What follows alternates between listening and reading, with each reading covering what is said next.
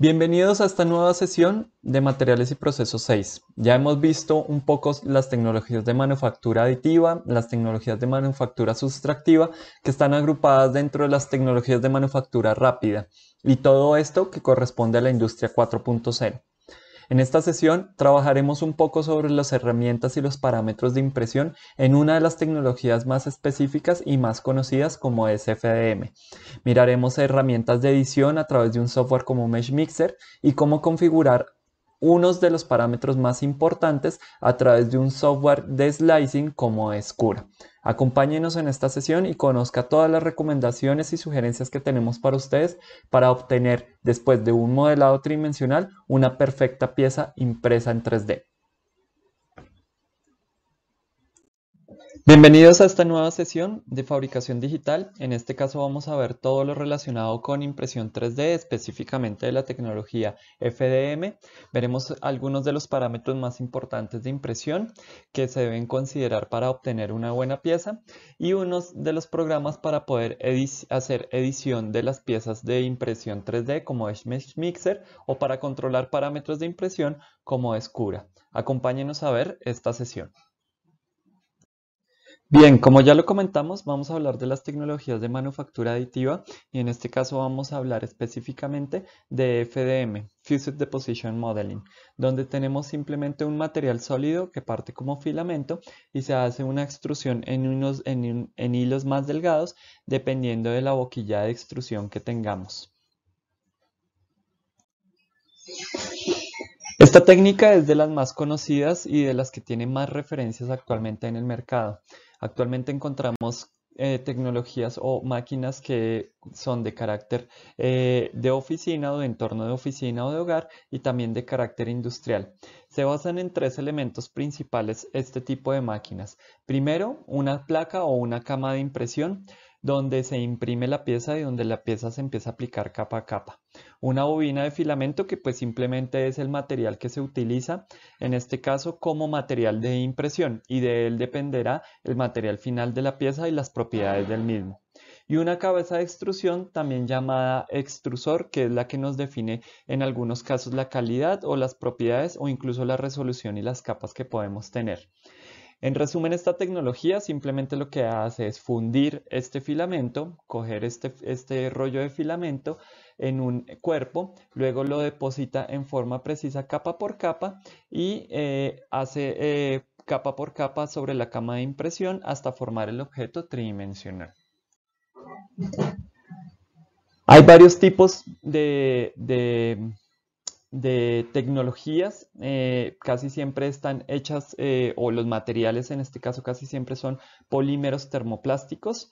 Las características que tienen estos equipos pues es simplemente que tenemos materiales que son funcionales, que conservan todas las propiedades y todas las características que pueda tener el material desde el inicio del filamento y además laborables. Yo puedo darle ciertos acabados, yo puedo lijarlos, yo puedo pintarlos, en algunos casos incluso le puedo dar otro tipo de acabados a las piezas ya terminadas. Los gastos de funcionamiento son limitados. ¿A qué me refiero? Se puede tener total certeza y seguridad de cuál es el consumo de energía que tiene la máquina, de cuánto material voy a gastar, de cuánto tiempo de impresión va a tomar realizar una pieza o un producto. Alta fiabilidad. Prácticamente lo que estoy teniendo es que lo que tengo modelado o los detalles que he realizado van a salir tal cual como los tengo en el modelo. Sin embargo, tengo dificultades para obtener detalles muy pequeños de menos de 50 micras o 0.05 milímetros y también la precisión en algunos aspectos se pierde. Ya la veremos más adelante por qué. ¿Cómo funciona esta tecnología? Ya la habíamos visto la clase pasada, pero pues simplemente vamos a repasar un poco cómo son esos pasos y esos procesos para trabajar específicamente con FDM. Inicialmente se prepara el archivo, en algunos casos se diseñan los eventuales soportes, en otros casos, como ya lo veremos más adelante, se pueden utilizar programas de edición para que estos soportes se generen automáticamente bajo ciertas condiciones o parámetros. Y desde ese archivo, desde esa preparación del archivo, ese modelado del archivo tridimensional, lo que se hace es exportarlo como STL y luego se realiza el slicing o la división por capas. Luego viene el servicio o la utilización de la tecnología donde se hace construcción de las secciones. Entonces aquí se ponen nervaduras internas y externas, soportes en algunos casos dependiendo de la referencia de la máquina de un material diferente donde viene una segunda boquilla o un segundo cuerpo extrusor a depositar ese otro material. La temperatura del extrusor normalmente siempre está justo por encima del punto plástico del material, entonces es muy importante en los parámetros tener en cuenta qué material estoy imprimiendo y con qué características qué temperaturas debo manejar en este material. Y también las temperaturas de la cama de trabajo o de la cámara de trabajo, porque deben estar por debajo del punto de plastificación para ayudar a la solidificación. O en algunos casos tienen que mantener una temperatura ambiente para evitar que corrientes de aire o choques excesivos o choques bruscos de temperatura deformen la pieza y deformen el material. En este caso no necesitamos un postproceso, no necesitamos un fotocurado ni necesitamos otro tipo de características, simplemente lo que necesitamos es quitar esos soportes, eliminar todos esos elementos que no son de mi impresión o esos defectos y dar un acabado a mano de ser necesario o con incluso materiales o incluso aerosoles que ya venden en el mercado para darle un acabado superficial semiliso. Hay varios tipos de máquinas de impresión 3D FDM. Las más conocidas y las más comunes parten desde las cartesianas. En este caso tenemos una referencia que es la Ultimaker, que es de las primeras referencias que tenemos. Aquí simplemente tenemos tres tipos de ejes, un eje X, un eje Y y un eje Z. En este caso ustedes van a ver que el extrusor se mueve en esta dirección, que sería nuestro eje X, se mueve hacia adelante y hacia atrás, que sería nuestro eje Y la superficie de impresión o la plataforma va bajando a medida que se va realizando la pieza. Entonces ahí tendríamos nuestro eje Z. ¿Listo? Cada una de estas lo que garantizan es la localización del cabezal de impresión y pues corrigen los movimientos y garantizan los movimientos de cada una de las plataformas. En este caso ustedes van a ver una estructura cerrada, van a ver una estructura semicerrada con unos elementos que ayudan a conservar o a mantener el calor internamente del que se genera en nuestra plataforma, porque nuestra plataforma es una plataforma caliente. Y unos elementos de control donde simplemente pues tengo el SD donde envío el archivo, donde tengo una pantalla o un display que me muestra la información con los datos que está sucediendo actualmente de la impresión y un control para manipular estos datos en el display.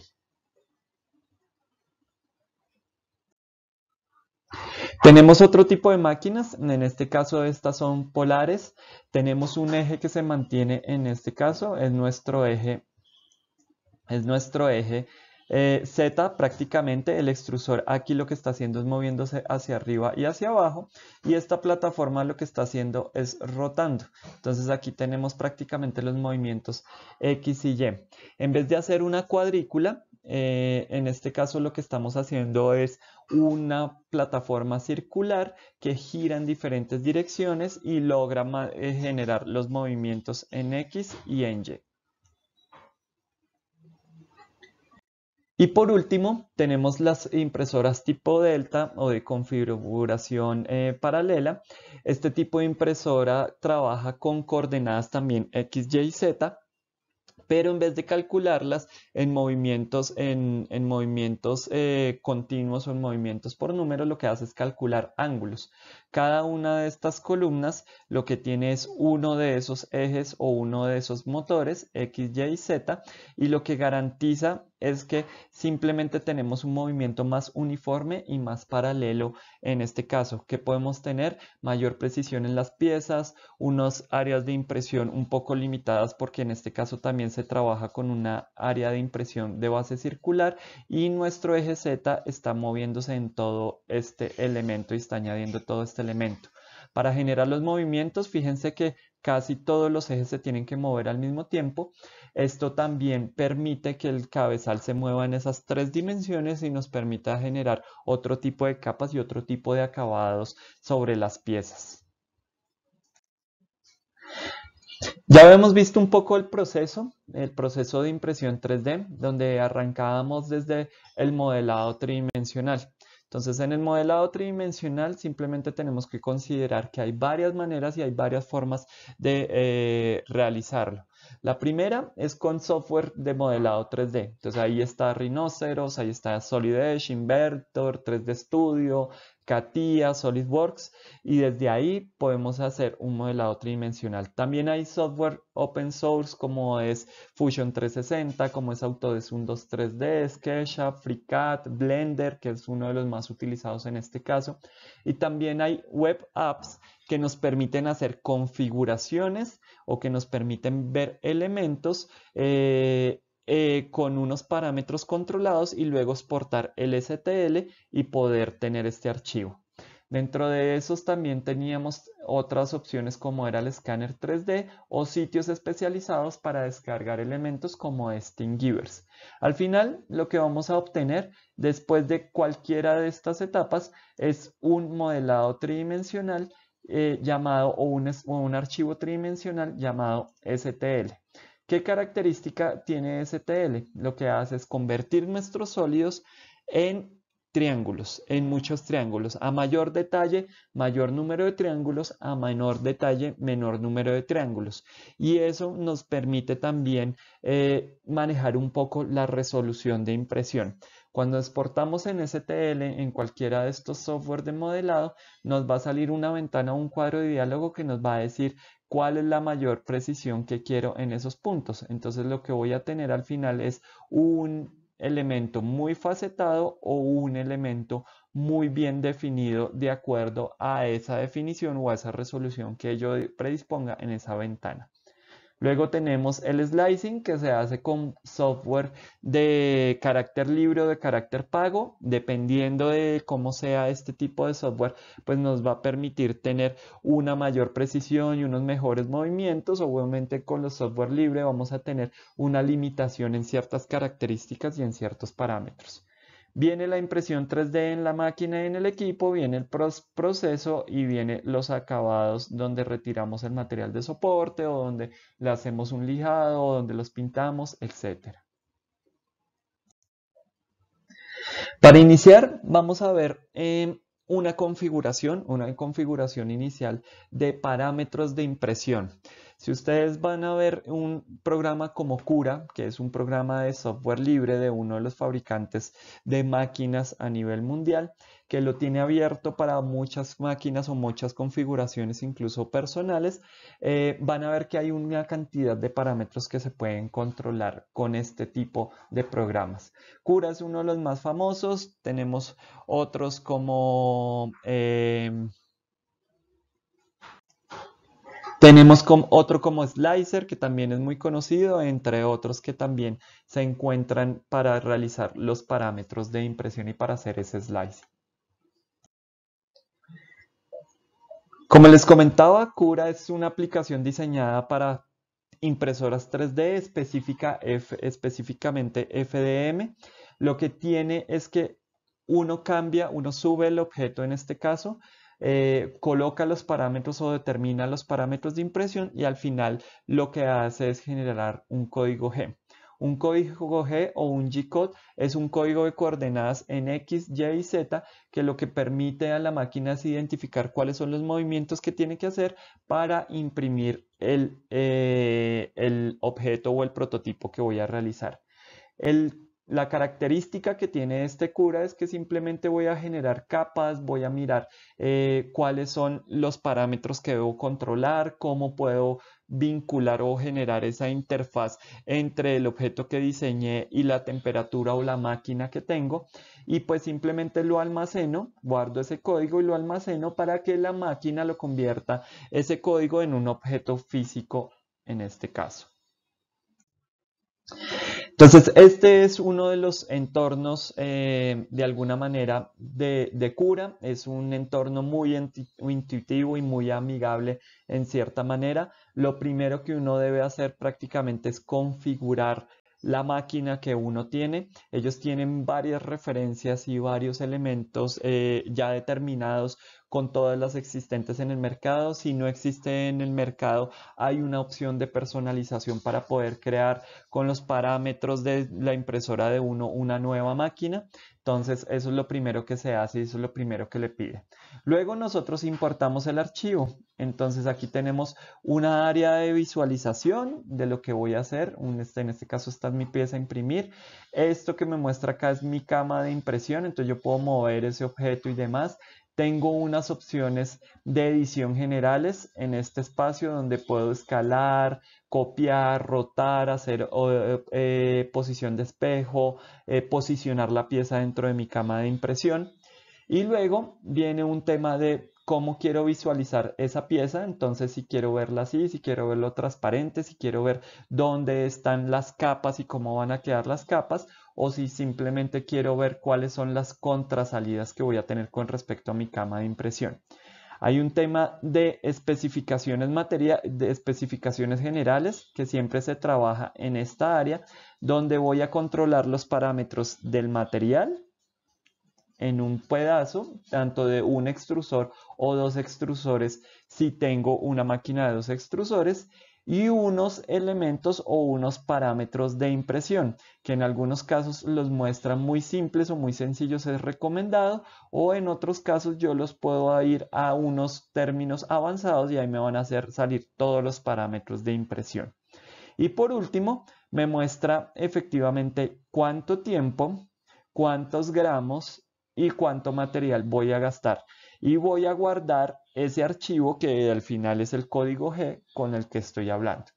Es un poco el paso a paso, tiene una lectura pues de arriba hacia abajo, de izquierda a derecha, y realmente es un software muy intuitivo, donde puede estar las características y los elementos en los parámetros de impresión. Mucho de lo que salga, puedo haber modelado muy bien una pieza y puedo haber hecho muy bien unos elementos, pero al final los parámetros de impresión son los que determinan que realmente tenga un buen final y se imprima muy bien. Muchos de los parámetros y uno de los más importantes es este, la altura de capa o el layer height. ¿Qué es lo que nos determina? Muchos hablan de lo que es la resolución de impresión, muchos hablan de lo que es la altura de capa o la separación entre capa y capa. Es el que nos muestra prácticamente el acabado superficial en muchas de las piezas y nos muestra cómo van a notarse esas capas. Aquí lo podemos ver en este zoom que se está mostrando. Determina también el tiempo de impresión. Si yo voy a hacer capas más delgadas o más pequeñas o con mayor resolución, como es en este caso 0.1, quiere decir que cada capa está haciéndola de 0.1 milímetros, pues voy a tener unos tiempos de impresión más elevados, 3 horas 45 en el caso de este objeto. Por ejemplo, voy a hacer capas de 0.2, entonces por ejemplo puede ser este, y aquí voy a tener un tiempo de 1,50. Y hay unas formas de configurar, que es lo que nos permite Cura y otros programas, de poder mezclar capas, de poder decir en ciertos elementos o en ciertas características utilice una resolución u otra. Estos ya son unos parámetros súper avanzados que nos permiten configurar y tener un tiempo intermedio y también tener una resolución o unos acabados muy similares a como si lo imprimiera con calidad muy alta. La altura de capa entonces nos determina también un tema que se llama el staircase.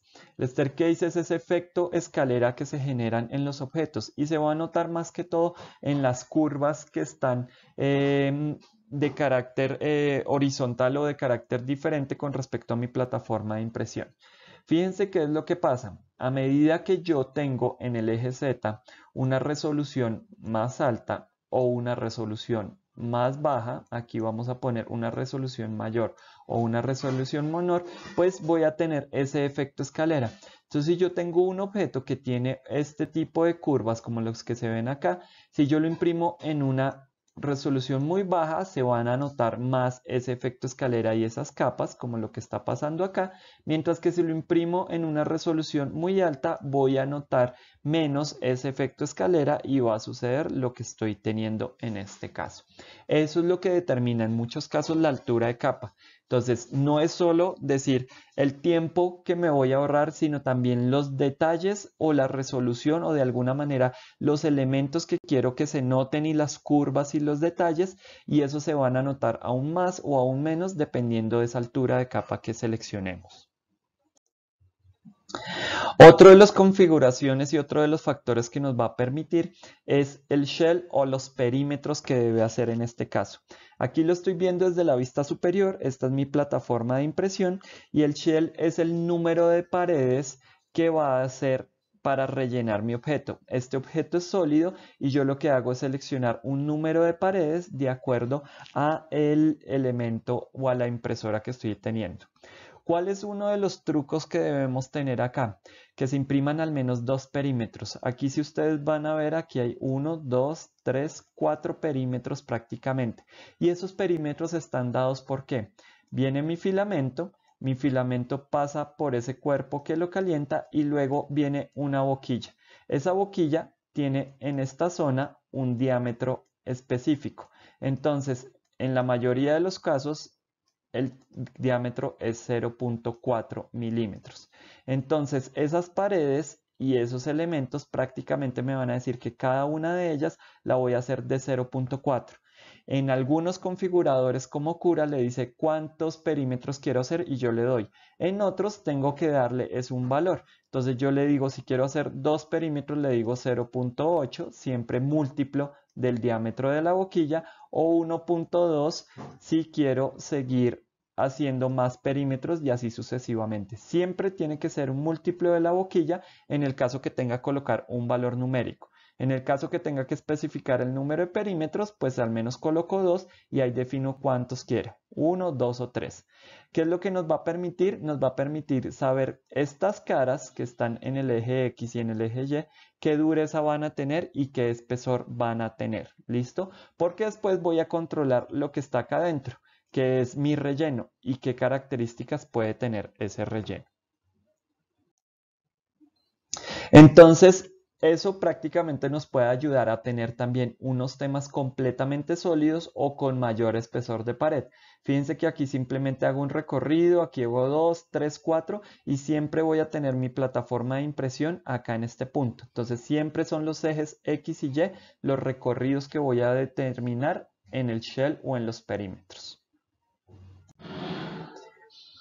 Después tenemos el tema de las capas sólidas o las capas superiores e inferiores. Entonces, si yo estoy imprimiendo, por ejemplo, este cubo, yo quiero que mi capa inferior y superior tenga un relleno. Y eso va muy configurado entre la resolución de capas.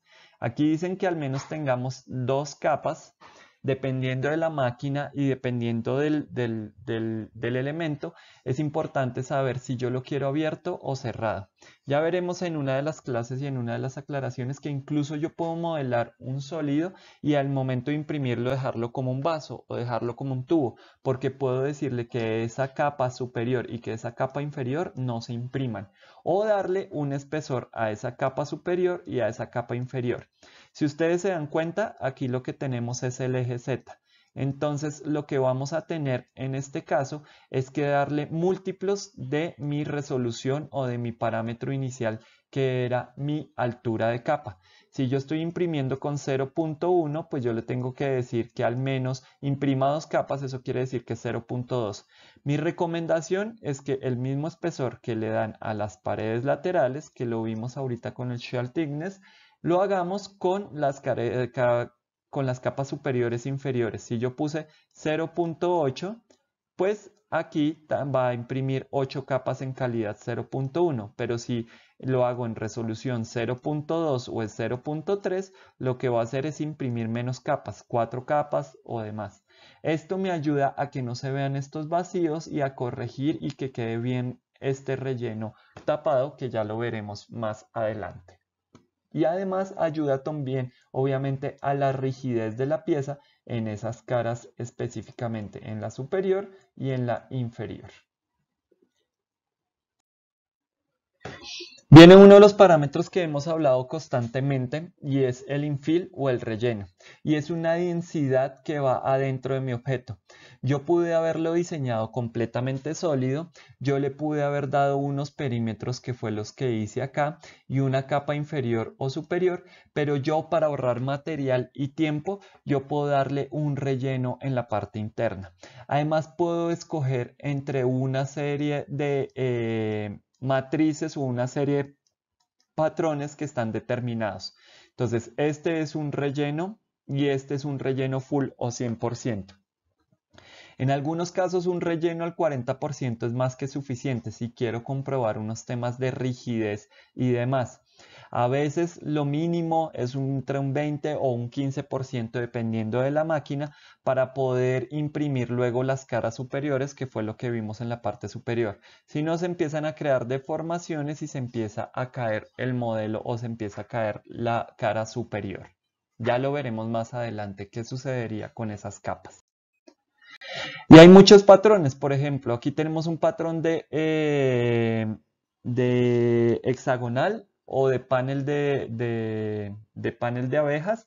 En este caso, lo que se está mostrando es el porcentaje, cómo empieza a incidir en la cantidad de material y obviamente esto también incide en el tiempo. Si aquí se demora 5 minutos, aquí este relleno posiblemente se va a demorar 50 minutos. Entonces también es bueno escogerlo para ahorrar no solo material, sino tiempo de impresión. Hay varios tipos de infill, como les decía, hay varios patrones dependiendo del programa que se utilice. También les va a permitir varias opciones y algunos de ellos lo que van a hacer es pues tener mayor resistencia estructural adentro de la pieza o mayor velocidad de impresión. Una mayor complejidad pues simplemente lo que va a implicar es que se imprima más lento o que de alguna manera no tenga la misma resistencia con respecto a otros. ¿Listo? El panal de abejas es uno de los más utilizados o el rectilíneo o cuadrícula es uno de los que más se utiliza porque son los que tienen mayor resistencia. Incluso ahora hay uno que se llama panel de abejas 3D o Voronoi o que incluso lo que hace es irse abriendo y cerrando de manera tridimensional y esto le da mayor estructura. Otro de los parámetros que son bastante importantes en el diseño de las piezas es el material de soporte o el material de apoyo. Cuando las piezas tienen voladizos, normalmente esos voladizos exceden o los 45 o los 50 grados, tengo que pensar en que tengo que utilizar material de soporte. En este caso tenemos un material de soporte donde la máquina tiene doble extrusor. Entonces esta parte blanca se imprime con uno de los extrusores y esta parte negra se imprime con otro. Hay materiales de soporte que son solubles al agua o solubles a ciertos ácidos y lo que hago simplemente es sumergir esta pieza en esos contenedores de agua o en esos contenedores con ciertos químicos y al final me queda solo la pieza con el material final que quería. En otros casos, si tenemos un solo extrusor, el mismo material me va a servir como material de soporte. Entonces aquí tengo que definir muy bien cuánto es ese material de soporte, qué porcentaje lo voy a colocar, a partir de qué ángulo, porque están estos voladizos a 90 grados o estos voladizos a 45 grados o estos voladizos a 15 o a 20 grados. Entonces tengo que definir a partir de dónde me va a construir ese material de soporte y darle unas distancias y unas separaciones con respecto a mi pieza para que después sea fácil de reparar. Muchos de los errores y los errores más comunes es o que lo dejo muy despegado y me genera deformaciones o que lo dejo muy pegado y después es muy difícil de retirar. Esta es una de las características más importantes para que una pieza salga bien y salga sin defectos en la impresión.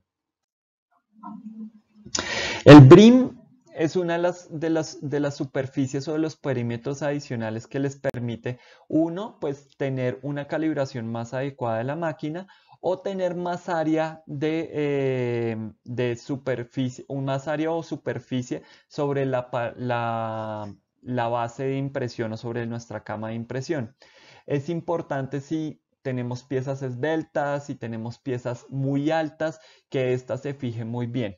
Entonces aquí tenemos dos opciones. La primera, que es un skirt. El skirt lo que me permite es tener un perímetro para yo identificar dónde se va a imprimir esa pieza y también para poder hacer la nivelación de la cama, que es muy importante para que mi pieza quede sujetada. Y luego tenemos el brim, que simplemente son esos perímetros adicionales para agregar área a nuestra plataforma de impresión. Entonces, en algunos casos lo que hago es, si tengo muy poca área o muy poco contacto con mi plataforma de impresión, agrego este brim para agregar esa área y que la pieza se fije muy bien a la superficie o a mi cama de impresión. Esto más que todo se utiliza, por ejemplo, cuando no tengo camas que son o plataformas que se calientan, o cuando tengo materiales que tienden a contraerse mucho, y si yo no quiero que se despegue de esa plataforma cuando se está contrayendo, le agrego este brim. Y otro de los parámetros es el raft. El raft, de esos parámetros que puedo utilizar sobre la base.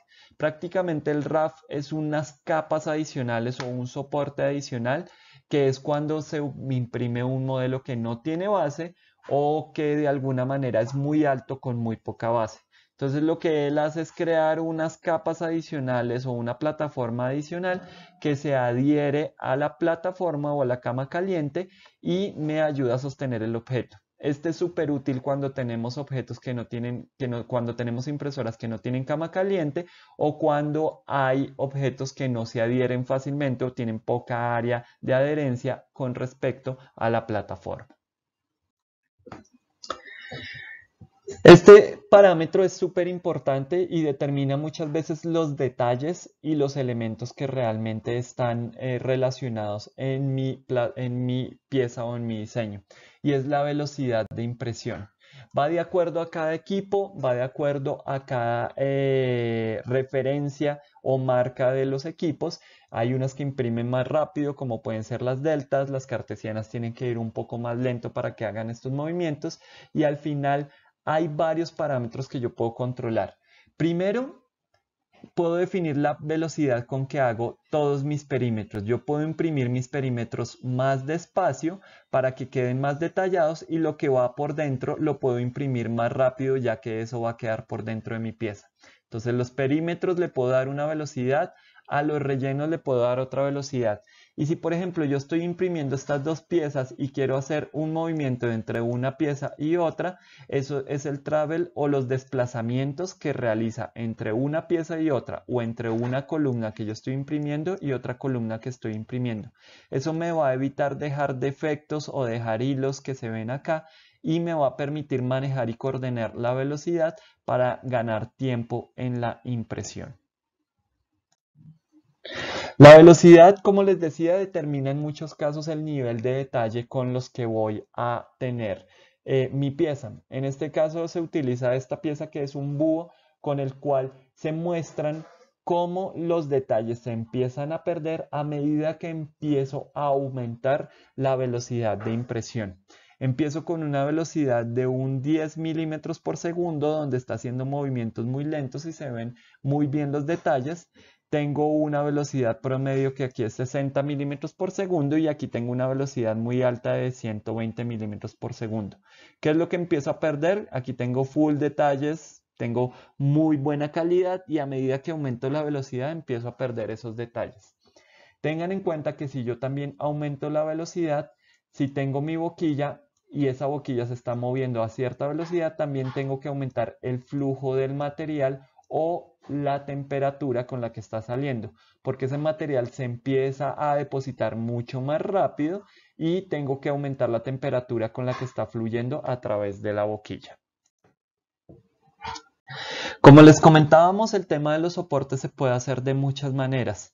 Si yo tengo una máquina que tiene doble extrusor, entonces simplemente puedo configurar que el material de soporte se imprima con uno de los materiales solubles o con otro material, y que mi pieza final pues la realice con otro material o con mi material específico. También puedo hacer unos elementos o puedo trabajar en unos elementos que yo puedo diseñar.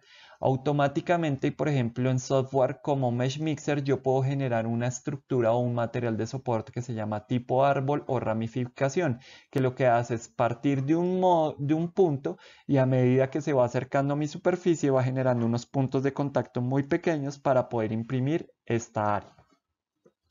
Otra cosa que puedo hacer es yo, sabiendo que tengo unos voladizos o tengo unos elementos, pues puedo diseñar unos pie de amigo o unos soportes que después los pueda retirar fácilmente.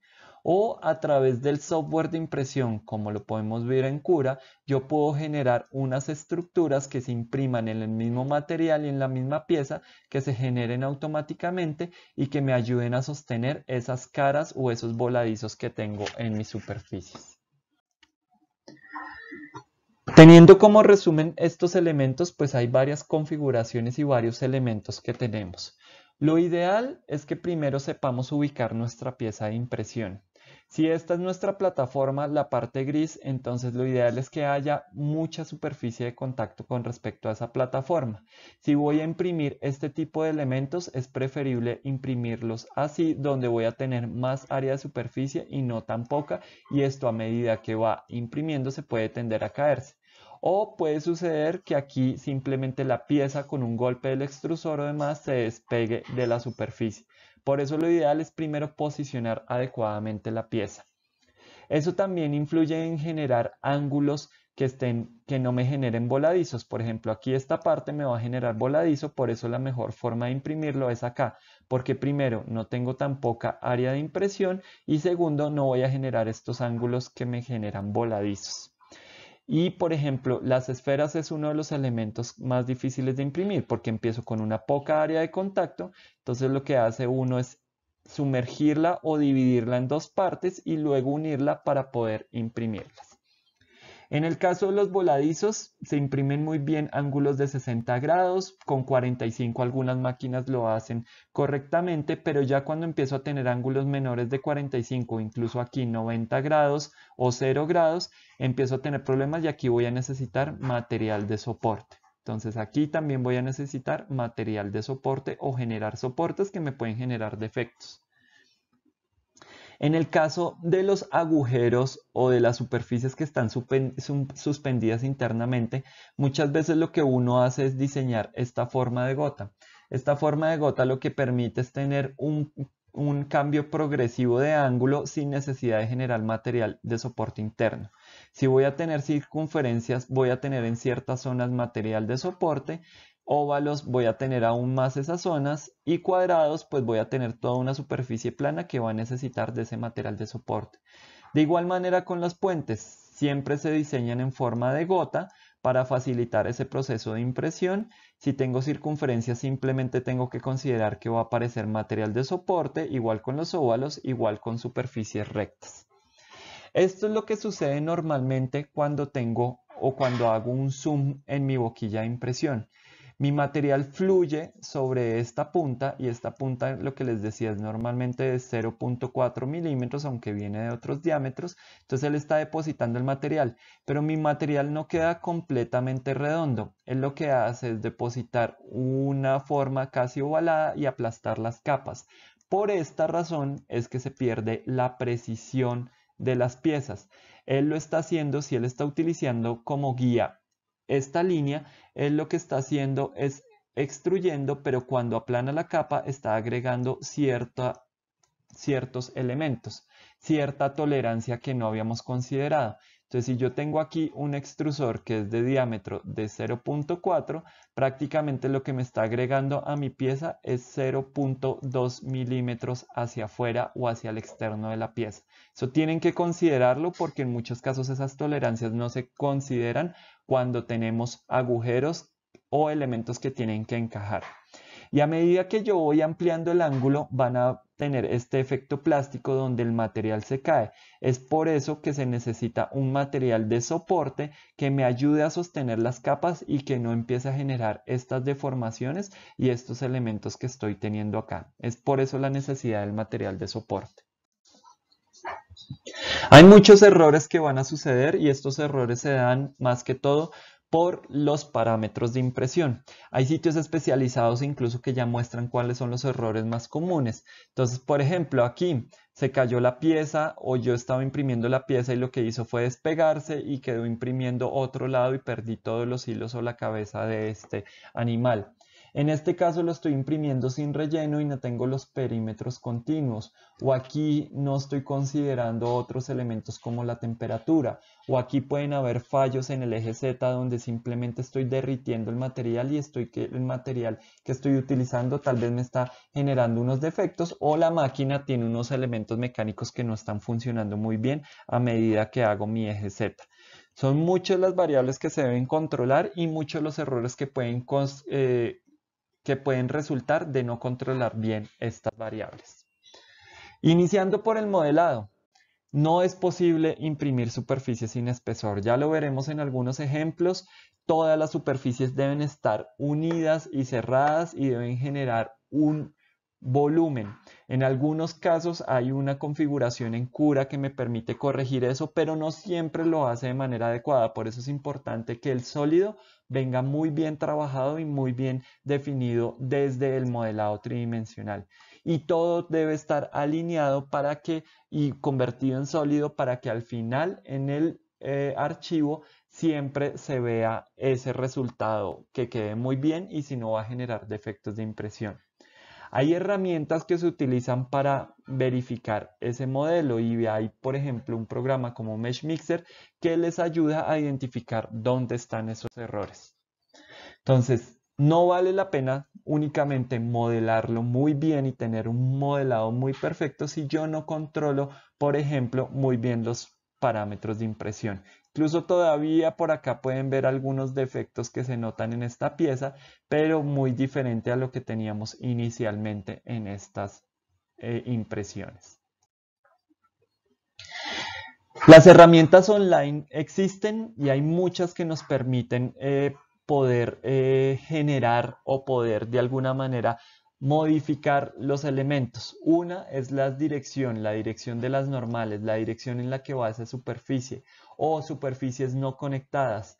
Entonces, por ejemplo, en esta página podrán encontrar esos errores más comunes de impresión 3D y cómo solucionarlos para encontrar agujeros, para conectar superficies o elementos no unidos o no conectados, o para voltear todas o las superficies y ponerlas de manera normales que nosotros llamamos. También está esta página que nos permite reconocer cuáles son los errores más comunes y a qué pueden estar relacionados, si es un problema mecánico de la máquina o si son elementos o parámetros que no configuré muy bien en mi software de impresión. Ahora vamos a hablar un poco sobre esa edición y esa preparación de archivos con Mesh Mixer. Entonces, Mesh Mixer es un software de código abierto, es gratuito, es de Autodesk, lo pueden descargar. Sirve para editar y para preparar archivos tipo Maya como STL, .obj, etc. Y tiene una gran variedad de herramientas para preparar y mejorar, incluso para colocar materiales de soporte. Entonces allí, ¿qué podemos hacer? Incluso esculpir o darle relevo a una superficie, puede convertir, si tengo superficies abiertas en sólidos, puedo generar patrones 3D, superficies Voronoi, enrejados, puedo generar agujeros de escape, por ejemplo, cuando utilizo otro tipo de tecnologías, hacer estructuras como las de tipo ramificación o árbol que les mostrábamos en los soportes, optimizar de alguna manera cuál es la mejor orientación con respecto a la cama de impresión o para mejorar la producción y la velocidad. Puede incluso simplificar la pieza, darle un espesor, suavizarlo o deformarlo de manera libre ese objeto. En algunos casos, y lo que es más útil es llena esos orificios o llena esas superficies o encuentra esos límites abiertos y le puede dar una reparación automática, o puedo simplemente generar cortes o planos para generar esos cortes, hacer unas extrusiones si son necesarias o compensar esas superficies que necesito apoyar. hacer canales y tubos internos, incluso posicionar esa pieza 3D con algunos pivotes o alinearla con respecto a unas superficies.